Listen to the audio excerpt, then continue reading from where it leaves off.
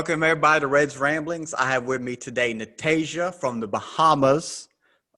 She's been all over the world, a lot more than me. I've never left my country. She's lived in China, she's lived in Dubai, and visited other places as well. So Natajia, go ahead, tell a little bit about yourself. Hey, everybody listening. Hope you guys are good. So, like you said, my name is Natajia from the Bahamas, born and raised here. Spent a little bit of time in your country, Jamie. I lived in the US for 6 years, actually. Okay.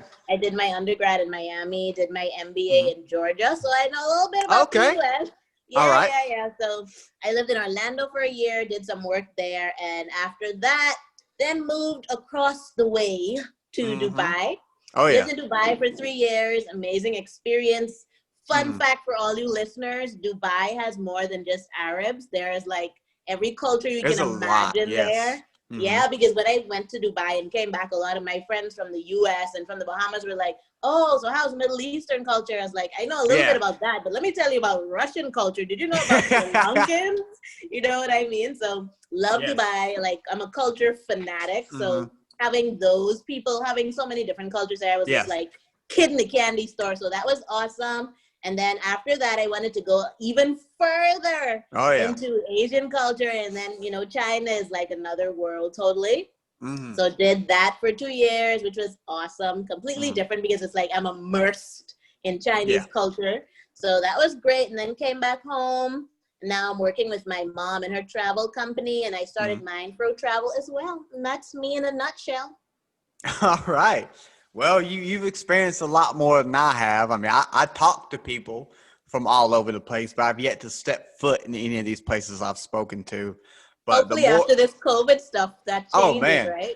I've been getting a few offers, and some of the places I've spoken to, like I love Japan, and I spoke to a lady from over there who's originally from here as well. I was like, I got just even if it's for vacation, I don't know if I want to live there, but I gotta like go there for a week or two, hopefully someday. Yeah, So definitely. that's the future. That's the plans. Hopefully one day to go out and about and do all that kind of stuff. There you go. But so you live in Bahamas primarily. You got your own Mindfro Travel, right? So I'm assuming that you said that's a travel agency, right? Well, Mindfro Travel is actually more about cultural awareness. So that's where I help people that are on this like journey through cultural awareness, because I've been there where it's like, oh my gosh, I've heard that, you know, Arab men are going to be like this to me. And I believe that on my way to Dubai. And that, you know, that created stereotypes in my mind that I broke. Obviously, through travel, I was able to break that. But basically helping people that are on that same path where it's like, I don't know anything about this culture. All I know is what I hear, you know, on the news, or I read in this blog or this meme I see, and just helping them to walk through understanding culture on a deeper basis. That's that. The travel agency actually is my mom's baby that I came home to help her with, and it's 3 Ends Vacation Services. So that's where we do tours and hotel, and if you want to get married tomorrow, we do that too. I'm already married now, but hey, if my wife wants to, like, I'm about to say we haven't done our honeymoon yet. We were thinking Scotland. We probably are thinking Scotland, but if I ever go to Bahamas, I'm gonna hit you and your mom up, definitely. Call me, Jamie. I got you. One of the funny things you mentioned about your Mindfro Travel is you like to, you know, break through the stereotypes that aren't necessarily correct and let people know that it's whether it be safer or that's not exactly what the thing is. That struck me because in looking into more stuff about the Bahamas, I was looking at a few like top 10 lists of facts and whatnot through YouTube, right? And a lot of I think 3 of the videos I watched had comments from the local Bahamians, right? Is that Bahamians? That's correct. Bahamians, and were like, no, this isn't right. That, you know, if you step foot here, you would know this kind of stuff, blah, blah, blah, blah, which totally goes 100% into Mindful Travel. Because if I hadn't looked at those comments, I probably would have brought them up here with you, and you would have corrected me on the spot. But so I was, after about 3, I want to say it was 3 videos that had those comments throughout it. I finally just looked for one that was specifically, it was from somebody from the Bahamas. There you go. I was like, all right, this guy, he has to know his stuff. He's from there. And I picked up a few things. One thing that I want to ask, because this is how even I saw the Bahamas, my wife sees the Bahamas, and I'm sure a majority of everybody who knows about the Bahamas sees the Bahamas. And so I want to know if this is correct or not. I was coming across a type of trivial thing, really, that states that the Bahamas is not technically part of the Caribbean. Is that correct? Yeah. So there's this is trivial, and I'm happy that you brought it up. This is a really good question. So basically, being a part of the Caribbean, quote, quote, means that you're in the Caribbean Sea. Yeah. The Bahamas, technically and geographically, is outside of the Caribbean Sea. So by that fact, we are not Caribbean. That said, though, Jamie, you know, I know you have a friend in Barbados, and you know that Caribbean culture. Yes. So whether you're coming from Jamaica or St. Lucia, Bahamas, Puerto Rico, wherever it is, there's that Caribbean culture that's like a red thread throughout the Caribbean. And by that fact, by, you know, our music, the way we enjoy life, our openness, our laid backness, and, you know, that type of stuff, they overlap a lot, which makes us culturally Caribbean. Obviously, every country has their different, you know, awesome stuff. You know, maybe they don't eat as much conch in Jamaica as we do in the Bahamas. We don't eat as much oxtail here as they do there, etc. Yes. But like, you know, that, I don't know, that vibe, that Caribbean vibe is something that we all share. So even though we may be like a few feet outside of the Caribbean Sea, we still have that same Caribbean culture. And we're also a part of CARICOM, which is the Caribbean community. So that's a long answer to your short question. No, but yeah, like I'm glad I found that out, because again, growing up, we know of, you know, the Caribbean islands being huge for tourism, Bahamas, Jamaica, Puerto Rico, all of them, right? And we've all, I think majority of us, again, if you were to pull any American, anybody off the street and ask, hey, do you consider Bahamas part of the Caribbean? They're like, yeah, you know. Yeah. And I think Jamie, that's just even if you ask me, I say we're Caribbean. I consider myself a Caribbean person, but you ask somebody from another island, or even one of my cousins, and they will say, no, we are not Caribbean. So it's they gotta take that pride. They take pride in exactly. I like how you said, though, you still got that Caribbean flavor, that style going through it, because that's one thing I have noticed. Between you and Barbados, y'all the only ones from that area that I've spoken to so far, right? And we're talking with Justin from the Barbados, a lot of festivals and everything they got going on. And one of the ones that you guys have, Junkanoo. Yes. Junkanoo reminds me a lot of the stuff that me and him talked about for Barbados. So yeah, you could definitely see that cultural, stylistic commonality between all the islands. Exactly. Definitely. But can you speak a little bit on Junkanoo and what exactly that is? Yeah, sure. So Junkanoo is basically it's a festival of music. It's a festival of music, dance, and costume. So like you said, if people are familiar with the word carnival, it's not a carnival. And if I said that it was, like, so many Bahamian people would be under here like, no, it's not. Because it's not a carnival, but just to give people some context of what it is. In the same way that carnival, you have these really, really beautiful outfits. Yes. We also have these beautiful outfits, but it's not just like, you know, carnival is usually about the ladies wearing like, you know, very sexy attire. There are women in sexy attire, but the thing about Junkanoo is like it's all like completely handmade from boxes, like cardboard boxes from sponge, and then pasted on with feathers and stuff like that. And it's a competition between some groups, and they compete on their music because it's all live music. There's the drums, there's trumpets, there's bass. All of this comes together to create that beautiful Caribbean sound. And they also compete on costume and theme, because each and every group has their theme, whether that theme is, you know, like Michael Jackson, or whether that theme is like ocean, and you're able to see the theme through the costumes, through the dance. Dance is another thing that they are, competing on. You have free dancers that basically just, go in the streets and dance. And then you have choreographed dancers where they like practice routines, and they work on this stuff for like 6 months, 8 months plus in order to compete in this competition. And it's just a festival of music, like I said, of costume. It's a celebration. So they are going through the streets. There's a certain area in the Bahamas. We have it on different islands, but the major one is in the capital in Nassau. And they basically block off streets for these groups to come in with their music, with their dancers, with their costumes, and just play music through the streets. And then they build stadiums on either side of the street so people can sit and listen. There's a walking path, so people are like with it walking alongside their favorite group and dancing. So it's just an amazing atmosphere. I love Junkanoo. Like if you play a Junkanoo song right now, I'd probably be like bumping it. It's my vibe. It's totally my vibe. Yeah, that is one thing I always have to mention on anyone I speak with is everyone has some sort of festival. Obviously, we have, our New Year stuff, Thanksgiving, parades and whatnot. But a lot of them have, they're pretty similar where it's some, they're about tradition and culture. And you got all the singing, all the dancing, the costumes. Some will make floats like parades. Yeah. Some have like, I think in Liverpool, that when I spoke to two brothers from Liverpool, they build like gigantic puppets that are like 2 stories tall, and they walk them through the town squares or whatnot. And that's some of the coolest stuff to look at, is all the different variations of the same thing.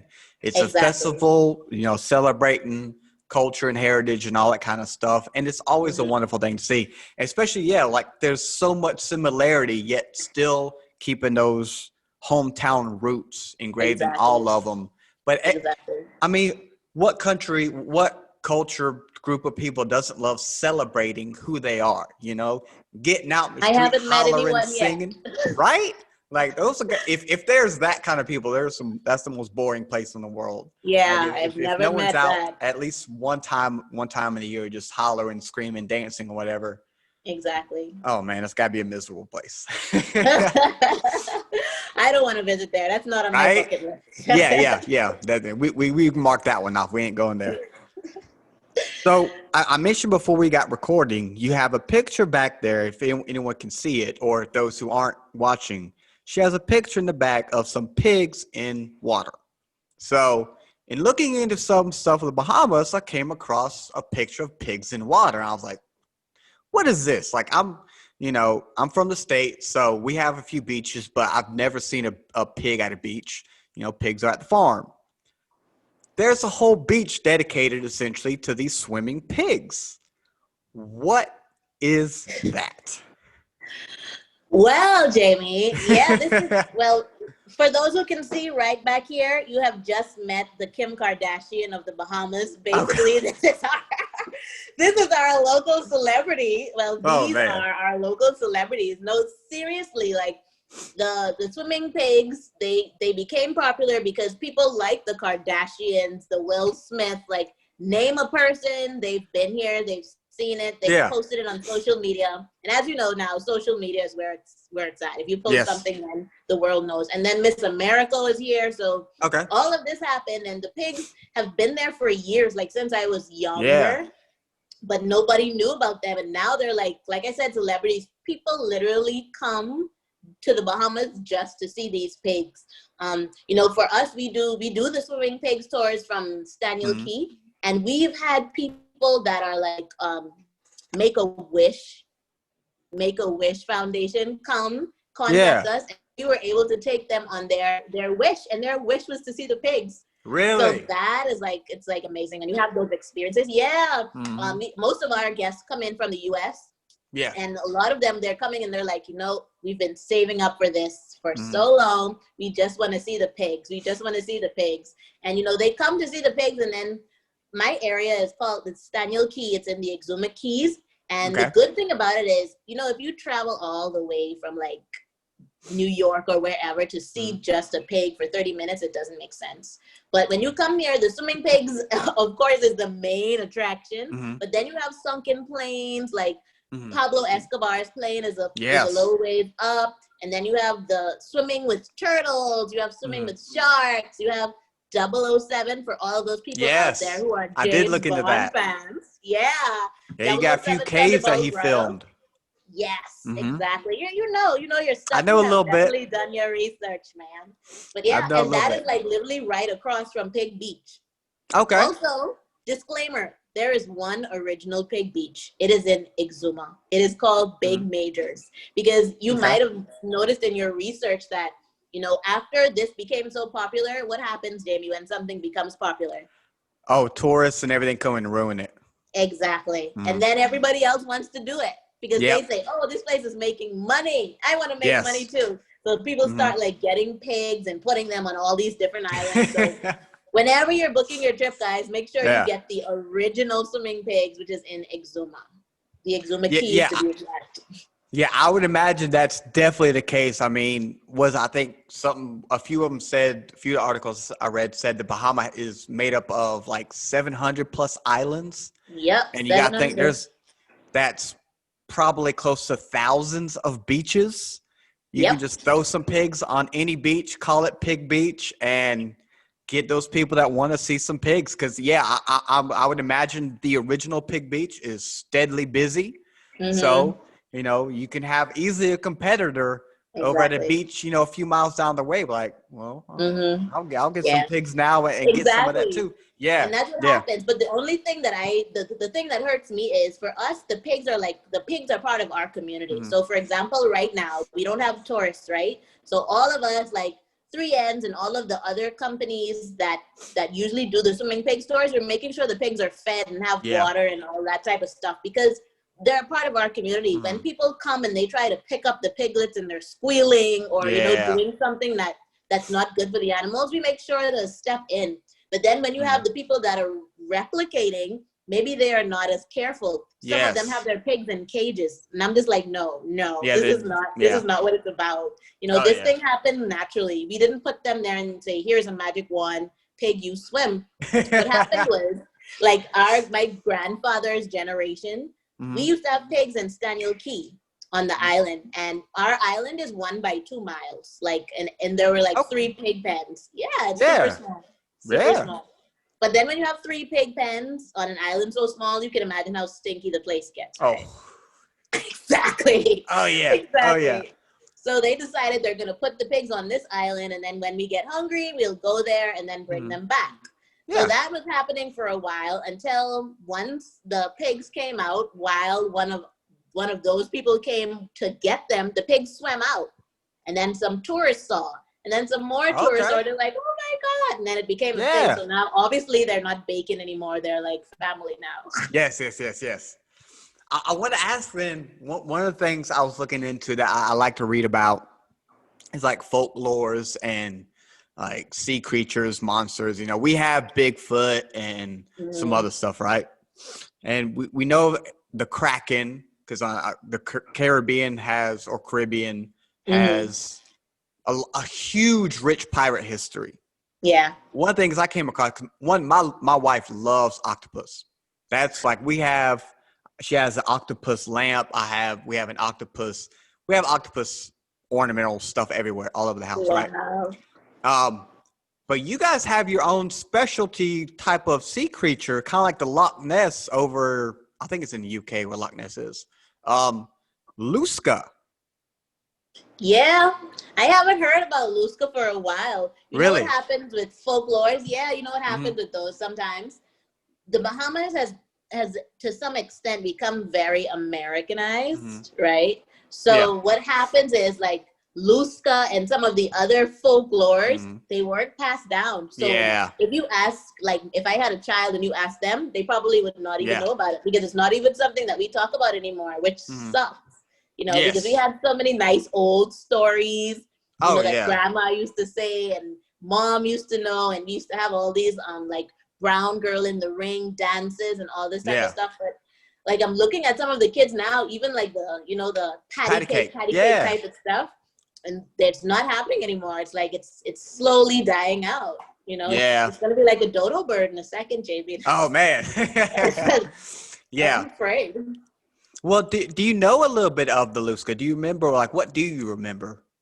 Very little. Very little. Very little. Like the last time I heard about it, I was a child. Well, I'll bring up a little bit because I was looking at some cool pictures of it. Says it's the Caribbean part of the Caribbean. By the way, I want to get this out of the way. Is it Caribbean or Caribbean? How does it go down there? Depends on who you ask. It's like, that's a tomato question. Yes. I had a feeling, like my spidey senses told me that you were going to ask that. But yeah, because of our accent, Bahamians say Caribbean. But Caribbean is also accepted because I think that there are some Caribbean countries that say Caribbean. It's just an accent thing.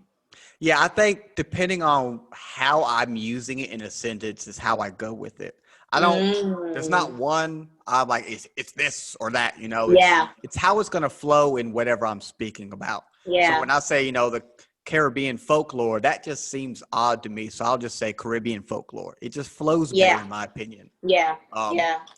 So back to Luska though, it says that some of the depictions of the Luska were like the head of a shark with the tentacles of an octopus. It was a multi-headed monster, a dragon-like creature, or some kind of evil spirit. It said it grows to about 75 feet. And, like y'all have a lot of sinkholes over there, like the big Dean Blue Hole, I think it is. Yeah, and, the Blue Hole in Andros. Yes, and with all the pirate lore from back in the day, you can imagine shipwrecks and, people back then, being drunk and whatnot, as I'm sure they were back in the day. Water wasn't really as widely drank as it is now. Yeah, true. Rum and all that was heavily consumed back then. So I would imagine if a few ships or whatever got sunk, so you had some drunk people that blamed it on, sea creatures, the Kraken, the Luska, exactly, whatnot. Because y'all do have a lot of sharks down there as well. So with octopus being a creature that's out around there as well, with some sharks, it takes one drunk person to say he saw a shark-headed octopus. I saw a sharktopus today. Yeah, sharktopus. I'm pretty sure that's a sci-fi movie now that I think about it. I guarantee you that's a shark movie. Oh, it's a sci-fi movie. Probably right. Oh man, yeah.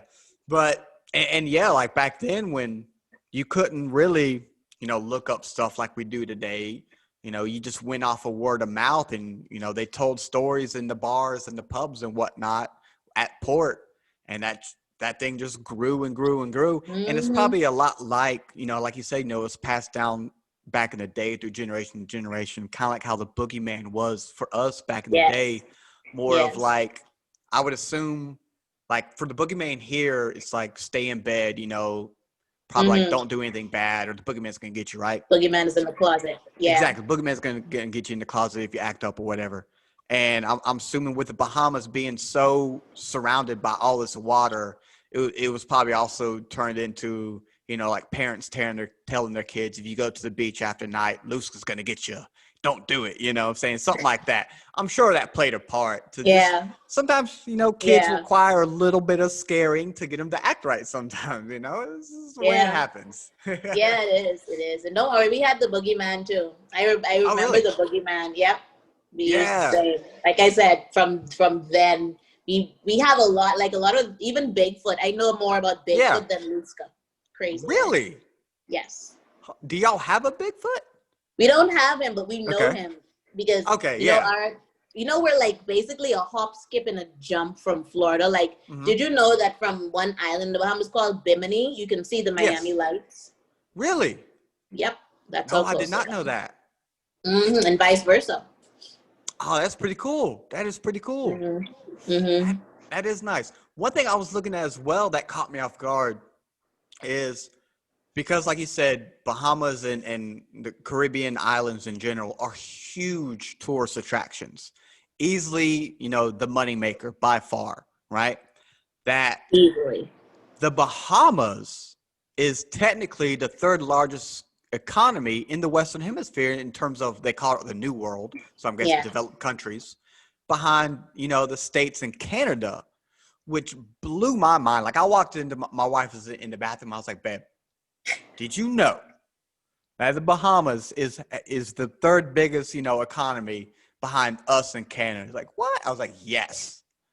Because you think it's a little bitty island compared to, the States and Canada has the third most money, That's insane. So that just puts in perspective how much y'all rely on tourism, travel, and all that kind of stuff. That is so crazy. Heavy. Let me tell you how heavy it is. Well, obviously, like we were talking about before this, like right now, most of the country is out of work. Most of the country. And obviously, like the front desk agents are out of work, the straw shop workers, the restaurateurs. But one of my cousins works at a jewelry store and she's out of work. So it's like, because who's buying the jewelry? The people that are coming in to wine and dine their lovers, like Jamie is going to do when he comes to the Bahamas finally. I'm glad my wife's not listening to that right now. She'll listen to that early, like, where's my diamond? But yeah, so like the people, everybody's hurting right now. Yeah, it definitely sucks for everybody because a lot of the ones I've spoken to are heavy into tourism. Like I did one this morning from Cornwall, which is over in the UK, and they are huge. Like they have a lot of beaches as well, and there's a huge tourism attraction over there. And I mean, everybody, like you said, everybody's hurting. Everybody's hurt. Oh, what was that? What is that? I know that one. It's Everybody Hurts, but I just switched to sometimes. There you go. Yeah, don't judge me on my singing. It's garbage. Oh no, don't judge me either. This is not a singing podcast. Okay, yeah, exactly. Guys? You can't judge me about that. That's not what this is. Exactly. But yes, I know my tunes. I know my music. There you go. So, your tune was right on track, by the way. It was like right there. I appreciate it. I'm sure plenty of other people are going to say, hell no, it's not. But whatever. Like, what? Are you listening it to the same doesn't matter. She agreed. So I want to get into your other additional traveling that you've done. So what took you to China? Or which one did you go to first? I think you said Dubai, right? Dubai first, yeah. Yeah, so what brought you over or took you over there to Dubai? The inability to remain working in the U.S. Okay. Hey, Yeah, but let me tell you about how interesting life is, right? So I'm in the U.S. I'm working in Orlando, and basically because I got a degree in the U.S., you get a year to work. It's just called OPT, optional practical training. So, I'm like, oh my gosh, I want to get an H-1B visa. I want to stay here so badly. Yes. Because I'm like, I don't want to go back to the Bahamas. I'm not ready yet. I'm not ready to, settle down. I want to explore the world. Yes. So, and for me, the world was the U.S. The world was, Orlando, L.A., New York, etc. Yeah. And then I come back to the Bahamas for a few months and I'm like, I'm not going to stay here. So I put in literally, Jamie, like over 1,000 applications. Really? And I got, like rejection after rejection after rejection after rejection. And then finally I got like a hit saying, we want to interview. And it was like in Dubai. And I'm like, what? Yeah. Oh, yeah. Are you, like, me? Are you sure? But and they loved me. My interview sucked. My internet went out. My phone went out. Like it was like technical difficulties galore. Yeah. Even my electricity went out that day. I'm just like, oh man.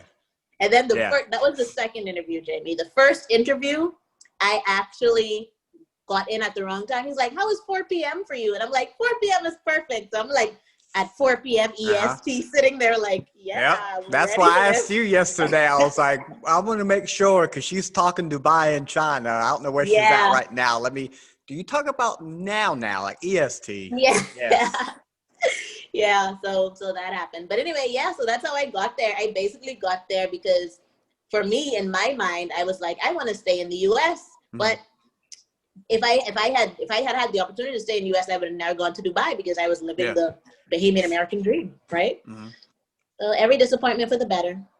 Oh yeah, I mean, I think if I would love to have an opportunity like that as well. I mean, who doesn't want to travel the world, man? Who doesn't? Like something's wrong with you if you don't if you get the opportunity to do it and you don't do it, come on, man. You got to explore, broaden your horizon, open your mind up and see a little bit of everything. Everyone needs to do it eventually. So you're in, so you're in Dubai, you said, for what, 2-3 years? 3 years, yeah. 3 years. I didn't look up much about Dubai, mainly because, I mean, I know it's huge in tourism as well. I know it's got a whole lot of everything, really. They got man-made islands, man-made this, man-made that. I know that way back in, like, I think the 60s, it was still a desert, and they literally built an entire billion, probably $1 trillion mecca city of everything you can imagine. Yep. But what are some of the coolest? Because at that point, you've been to America. You know, born and raised in the Bahamas. What's some of the stuff that just caught your eye? Like, holy crap! Well, the first thing that caught my eye was how tall a camel actually is. Really? Yeah. Like, so, you know, obviously Dubai, what I love about Dubai is that you can go to the beach and to the desert.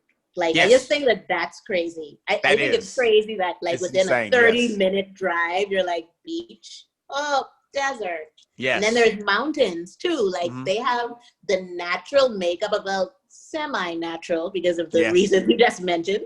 The makeup of Dubai, let's not call it the natural, but the way that you have, like, beach here, mountain there, desert here, I like totally love that. Because I had traveled a bit, but I hadn't been like that exposed, right? So I'm like, I love that. And then, like, with the camel, they're like, okay, Natasha, we're gonna go for a camel ride. I'm like, okay, cool. Camel can't be like, I'm thinking like donkey. Like, I'm thinking the height of a donkey for some reason. You know, my mind was closed. I didn't know. I just didn't know. Then we get there, and like the camel's back is like huge. Yo, I'm They're like, big. How do I get up there? Like, right. And then he like fell down on his little hoofs and stuff. Yes. And I was like, oh, that makes sense. That totally makes sense. Thank you for getting down. Yeah, yes. I appreciate that. So so that was cool for me. And then, like I said, when I went to Dubai, I was expecting like Middle Eastern everything, like Middle Eastern food, Middle Eastern clothes. When I went to Dubai, I didn't take any of my, like, you know, clubbing attire or any of my beach wear, because I was reading articles that said, like, oh, if you're a woman, you have to wear like a long sleeve shirt with the longest skirt ever. So I took all of my like churchy clothes, my maxi dresses and stuff, and went there. And like the hotel that I worked at was on a beach, so I'm like seeing everybody with their shorts and walking around in bikinis and all that, and I'm like, really? So that was interesting, just to understand that part of the culture, that it's not what you think until you get there. And lastly is like the fact that there were so many different cultures there. Like, I literally would be like standing next to an Egyptian while checking in a Russian, and then like the Kenyan bellman is coming to collect the bags, and it's just like, I work with 60 nationalities. Like, it's crazy. It's crazy, the culture there. And of course, if these people are living there, that means I can go get Indian food for lunch, and then authentic Indian food now, and then go get authentic Arab food for dinner, and authentic German food. And you know, the best sushi ever is in Dubai. And it's just it's crazy. Okay, I lied. You're right. Probably Japan has a little bit better I don't sushi. know. I don't like seafood, so. Oh, no? No. Well, when you go to Japan, make sure that you just put some sushi in your bag for me and bring it back, mail it to the Bahamas. That I could do. But yeah, I got you there. No problem. I love that. Oh, yeah. I love that. And then in Dubai too, you know, like they even celebrate with other cultures. So like I went to like Diwali festival, which is like an Indian festival. And then obviously there's like different countries that had these different Arab festivals, and Eid al-Fitr and all this stuff. So it's just culture. It's like there's so much culture there. It's like, candy for me, man. So then what caused you to leave and go to China? It was actually just wanting more of that specific culture, because there's not a lot of Chinese culture in Dubai, number one. Okay. Number two, somebody connected with me like through LinkedIn and was like, Natasha, we saw your profile. We think you're awesome. Would you like to move to China? And I was like, yeah. Yeah, you know what? Let me try that because Dubai is awesome. I would go back there, you know. Mm-hmm. I'm planning to go back there because one of my friends is having a baby. So, so I'm planning to go back to Dubai. Definitely, I'm gonna visit there. Hopefully, stay there after this. Whenever I'm able to travel again, whenever that is. Yeah. But that's what basically brought me to China. It was like the opportunity presented itself, and I was like, you know what? This is a culture that I haven't had that much hands-on experience with. So let's try something new. Oh yeah, definitely. Tell me, well, how do you pronounce that area you were in? I'm not even gonna try in China. Oh, the area is called Ningxia. Okay, I was looking into it a little bit. There's not a lot that I could find, mainly because I'm assuming it's not posted in English for me. So yeah. Number one, and it's super small. You can I know if you Google Beijing right now, you'll be like, I can get everything. Yeah. Yeah, but Ningxia is like, it was one of those things where like I had a culture shock when I went there because being in Dubai, Dubai like kind of, you know, made me feel like everybody everywhere is going to be able to speak English. So I wouldn't have that. Yeah. So I go to China thinking like, oh yeah, Beijing, they speak English, right? This Shanghai, they speak English, right? So Ningxia is not going to be much different. Go there and like, surprise, Natasha, nobody understands you. Yeah. So that was interesting. And it's like, it's a very, very, it's small and it's like, they're just trying to start now with tourism and stuff like that. Like they have wine, everything. They make wine there, which is pretty awesome. Yeah, they do it. They're like big for Chinese wine. But yeah, so the reason you can't find it in English is because it's not a tourist destination yet, but they're trying to develop it into becoming that. Okay. Well, one thing I wanted to ask, and hopefully you can expand upon it because it doesn't make sense to me. Is it says it's an autonomous region in China. Can you explain what that means by being autonomous? Yes. So basically the autonomous region means that it's a Muslim state. Okay. It's Muslim, yeah. So there's a few Muslim states in China, and Ningxia is one of the larger ones actually. So I didn't know before I went there, like being, you know, I just don't know. So when I went to China, you know, from what I hear and what I read and what I perceive, it's gonna be like so many Buddhists there, etc. That's what people think. But fun fact, most Chinese people are not religious at all, actually, most of them. Yeah. And then the people, like this area is known for having Muslim people. So they're called Hui people. Yes. Yeah, Hui people. Yeah, because I was looking into it and I kept seeing autonomous region. I'm like, I got it. Hopefully she knows what that is because I don't know what that is. It's a nice way to say Muslims. Yeah, because even that connection, I wonder who decided to call that or use that type of word for that reason.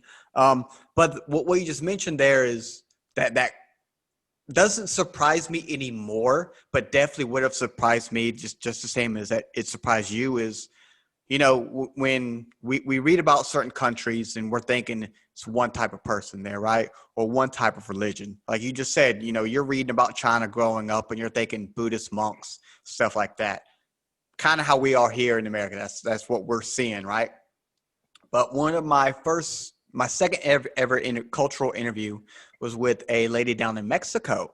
And one of the things that caught me off guard was she says the specific city she's in Monterey, is heavily has a heavy Jewish culture down there. And I was like, Jewish Mexican? Like what? And I work with a guy whose family's from Mexico. And I was like, hey, dude, have you ever heard of this? He's like, oh yeah. I was like, are you for real? Like, I'm 30 years old. I get I'm learning stuff every day, but just like with Buddhism, you connect with China. Catholicism, you connect with basically any type of South American or Spanish culture. So to hear that, but then afterwards, it makes complete sense. You know, once it's put in your face, you're like, holy shit at first. And then you're like, oh, but yeah, like why not? Why not? You know, because I mean, if you think of America, it's a lot of people would argue it's mainly Christian, but it's got a little bit of everything in it, right? Definitely. Same with, I'm assuming all countries, like they might be mainly known for one particular religion, but guarantee there are pockets here or there Yeah, spread throughout it that are centered around another religion or no exactly. religion at all. That's just Exactly. the world we live in now. Everybody was able to freely travel. So, and everyone's, for the most part, you can think whatever you want to think. So it makes sense when it's put in your face. But before then, you're like, no way, Exactly. you know? Exactly. And that's why, like, that's basically why I did mindful travel, because Mm-hmm. I have these aha moments, right? And I know Mm-hmm. how beautiful they are when you like realize stuff. Like, okay, this Yes. is like a different type of example, but this is another thing that I realized when I was in Dubai and had the opportunity to be with Muslims all day, every day. My best Mm-hmm. friend is now Muslim. And you know, we were at the front desk at one time, and there was a guest. And the guest was really rude to me or whatever. And then, you know, he left. So then my manager comes out. He is Egyptian Muslim, and he says, Natajia, is the guest gone? Did you handle it? And I said, yes. And he said, thank you. He said, thank you. Oh, and then he's like, you know what? When I see people like this, I think Jesus is coming soon. And I'm like, did I just convert him? I don't know. He's like, Jesus is coming soon. And I'm like, do you understand what you just said? And he's like, yes, I understand. I said it. So anyway, we had like an hour-long conversation about the fact that Muslims actually believe in Jesus. They just think he's a prophet rather than than God. Yeah. So I didn't know that. And I didn't know they believe in his second coming. And I was just like, no way, me too. And they're like, yeah, we have Elijah in the Bible, and we have this person in the Quran, and we have this person. This person. They're like, oh, but you know Moses? Moses is not holy. You know? So like, it's like things like that. Because that's what bridges culture, you know, finding the areas where we interconnect, finding the areas where we agree, and then trying not to focus on the areas where we have difference in opinion. And if we do have a difference in opinion, respecting that. Yes, I agree with that, because I don't believe in any religion. That's not my thing. But I've read a lot about a lot of them. Right. I'm born and raised in the South, so I've been around, you know, very religious people my entire life for the most part. And my wife did a class of anthropology, which, you know, the study of people and cultures and all that kind of stuff. And so she did like a class on certain religions. And I would just listen to, hey, you know, are you going to do this one? Are you going to do that one? And I just pick her brain, and she would tell me stuff that I kind of had an idea about, but didn't exactly know. And into doing these cultural videos, that's one of the things that, like I was just mentioning in my last one, that is one of the coolest things I have found. And I'm assuming because you've literally been to other countries. So, and you've spoken to people from all over the world as well, kind of sort of how I have. But one of the coolest things is, even though we are obviously so different, you know, born on the other side of the planet, living on the other side of the planet, whatever the case is, you still have a crap ton of similarities. You know, you can still like relate on so many different levels, if not everything. That makes sense. Obviously, we grew up differently, but there's still a lot that everybody can relate to. Definitely. And that's one of the coolest things I've found so far is again, you know, buddy over there halfway around the world.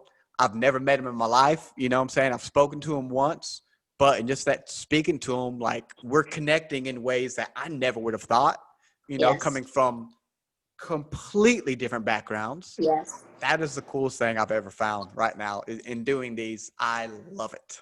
And I love it too. Like, you know, like our like mission, for lack of a better word, in this moment aligns so much, because you're bringing culture to the forefront. You know, you're showing those similarities, and it's like it is what people need to know and need to understand. Because I think a lot of the reason why there's so many negative things happening in our world today is just because of a lack of understanding and a lack of awareness. I 110. That's my thing. Like, I totally believe that. That's why, like, you know, mindful travel is promoting humanity through cultural awareness. It's not promoting humanity through forcing people to like each other.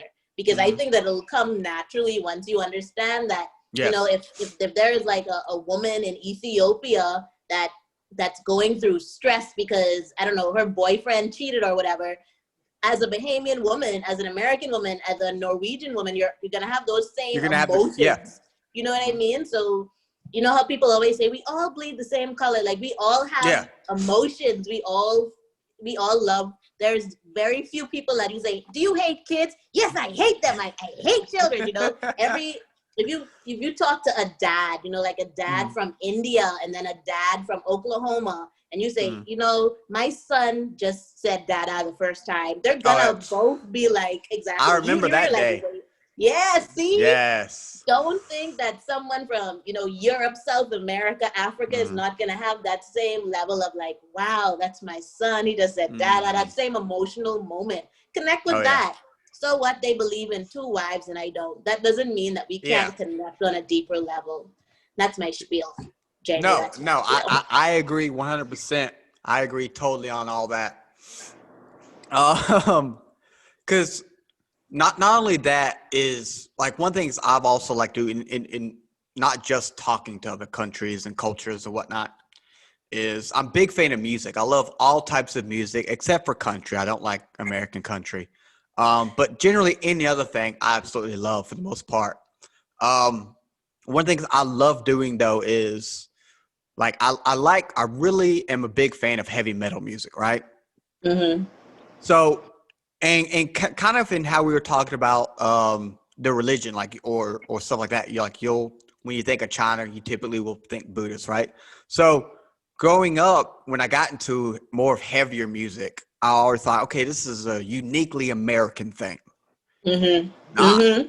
And so growing up, you know, I started branching out and there's a lot of heavier bands over there in the UK and Europe and all that as well. But then I think around the time when we did have a quarantine up here for the first 2 weeks, for me at least, I went like for 2 days, I would specifically try and find a band from a country that I've never known a band from there, right? So I was able to find a Kenyan band, a Kenyan rock band.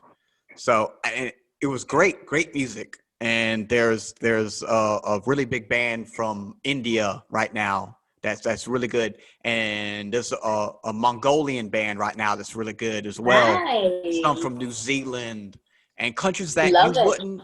Yeah, country from like I never would have thought at the time that genre of music had grown so far out there.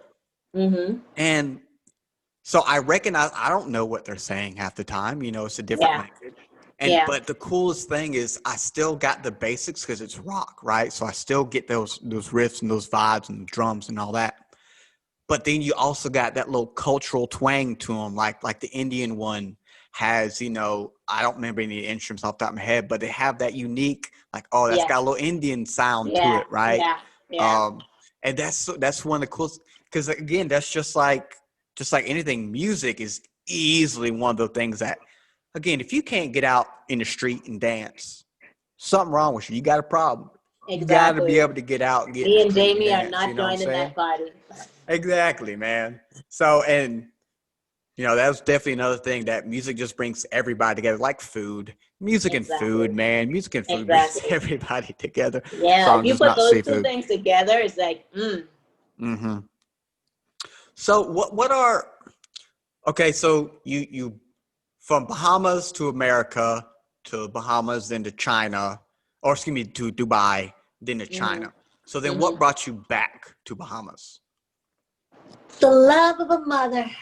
The love of a daughter to her mother, which is the same across cultures, people. Oh, I got another one for that too. Don't worry. No, but yeah, so basically I was in China. I was in China, guys, like literally weeks before COVID-19 broke out. Really? Yeah. So I had a contract and I extended the contract. And then my hotel asked me to extend again. They're like, Natajia, like, what do you want? Like, they were basically like, you know, throwing everything at me. Like, we want you to stay. But my mom runs this thing basically by herself, and she's been doing it all this time. So while I'm traveling and enjoying and meeting people, she's here, like basically being the only person that's running this thing. So she's not gonna say, Natasha, please come home. But you know, when it's like, I wish I had a day off. And you're like, oh yeah, Get that little guilt trip. That guilt there trip. You go. Oh yeah. You know it, Jamie. So oh yeah. basically I was like, I'm gonna settle down, because when you're running something by yourself, like that means you're like front of house, you're answering emails, and you're supposed to be doing the accounting and marketing. Yes. Mm-hmm. And then something always falls through the cracks. So like I just got QuickBooks. We've been in business for like over 10 years, and I just got QuickBooks now because she doesn't have time when you're answering the phone and going on the tour with the guests and doing all this stuff. So that's what brought me back. So right now I'm just trying to make everything better. I'm trying to take all that knowledge I got from all those 5-star resorts and everything, and like plug it in here so that she can live the free life that she deserves. She's worked her butt off, built this thing from scratch. So the least I can do is come in with, you know, everything that she's given me. I wouldn't have an MBA without her. You know what I mean? So for me to be like, yeah, Mom, thanks for the MBA. I'm going to use it to travel the world. Sorry. I'm so sorry that you're working so hard. Here's a towel, wipe your sweat. I can't do that. Love Mom too much for that. So that's why I'm here. How long will I be here? I don't know. I'm considering this like a project kind of thing. Okay. It's like your goal, Natasha, is to make sure that this thing can run whether you're sitting in this chair or not. You know, like make it autonomous, because that's what that's when it goes from being like an entrepreneurial venture to like a real small business, when you could like not be there and then stuff still happens. Oh yeah. And I mean, like you said, working at all the hotels around the world and whatnot, you should easily have a few tips, a few upgrades that can do to help it bring in, you know, some other type of feels and vibes to it to help people out. Oh yeah. And like I said, whenever this stuff's over, whenever America's opened up and we can go places, I'll be calling you up. I'm a redhead, so I don't care much for the sun. But me and my son love beaches, and my wife loves the sun. So even if I'm inside, she'll sit out on the beach all day. Listen, we have beach umbrellas for you, Jamie. I'll get you a nice big umbrella so you don't have to worry about it. We'll be good. Your wife can sunbathe right on the side of that umbrella. You know? We'll be good. I do know that was one thing I do love doing, or I would love to do, is the cave diving you guys have. A lot of caves and whatnot. That's some stuff I want to do. Like that type of, I wouldn't call it extreme sport at all, but there is some danger to it. I'm definitely sure. You know, you going on the water. Because I've done snorkeling, but deep sea diving I've never done. And just going through cave systems, that just sounds cool. It just looks cool in the pictures you see. It's scary, but it's cool. Yeah, right? As long as no shark comes around or no Luska, I'll be okay. I don't want no Luska. A few sharks, but they're going to be nurse sharks. They'll be like, oh, hey, make sure you stay away from the coral, buddy. That's all they're going to say. Yeah. Well, man, this has been really, really fun. I've had a good time with this one. Is there anything, Natasha, you want to say to everybody? Like, you have your Mindflow Travel. We've thrown that up. If there's any other thing you want people to know about you, where to find you, you know, plug your mom's site or travel site as well. I'm sure there are countries that are able to travel right now, just not mine. So if you're out there, you're listening, you're able to travel, you want to go to the Bahamas, here we go. Go ahead and take over. All righty. So first of all, I just want to say thank you, Jamie, for allowing me the opportunity to be here. This felt like, I feel like I've known you since I was like 7. Like, honestly. Like I said, it's sometimes like that. Never known each other before yesterday, I think it was. Yeah. But still, there's that connection always. There's that connection. Exactly. A complete connection across whatever culture. Doesn't matter. So just a final word, people. Like you heard all the things that me and Jamie were talking about today. And I think that this is such an important conversation, just to let people know that, you know, you don't have to feel like, you know, you don't know enough about this culture to learn about it, or you don't know enough about this culture to interact, but look into, you know, expanding your horizons. I love travel. I'm a big time, you know, like I'm a travel junkie, and I'm always telling people to go step outside of your comfort zone and travel. Because travel is so much deeper than the Eiffel Tower. Like there's so much more to travel than the Instagram shot. You know what I mean? So do that, and you know, listen to all of the wonderful gems that Jamie dropped earlier about him talking to people from wherever they are and how they're able to connect. So that's my final word on that. Now for the plugs. Mindflow Travel. please feel free to get in touch on IG or Facebook at Mindfro Travel. If you're wondering, that fro is F-R-O, like my hair, usually, not today, because it's twisted, but Mindfro Travel. And then if you wanted to come to the Bahamas, if you wanted to see the swimming pigs, if you wanted to have a vacation, let's do it. Come on down to StanielKeyVacations.com. That's Daniel Key Vacations with an S.com. Our company name is 3Ns Vacation Services. So we do hospitality from getting you married off to hub accommodations, definitely doing the swimming pigs tours and golf cart rentals, you name it, we've got it. And we would love to have you. As a matter of fact, we have a promo going on right now, 21% off in 2020. So go get that deal. It ends September 30th. And that's my plugs. Thank you so much, Jamie. It's been a pleasure. It has been wonderful. Yes, I agree. Thank you very much. Thank you very much. Everybody, you guys take care.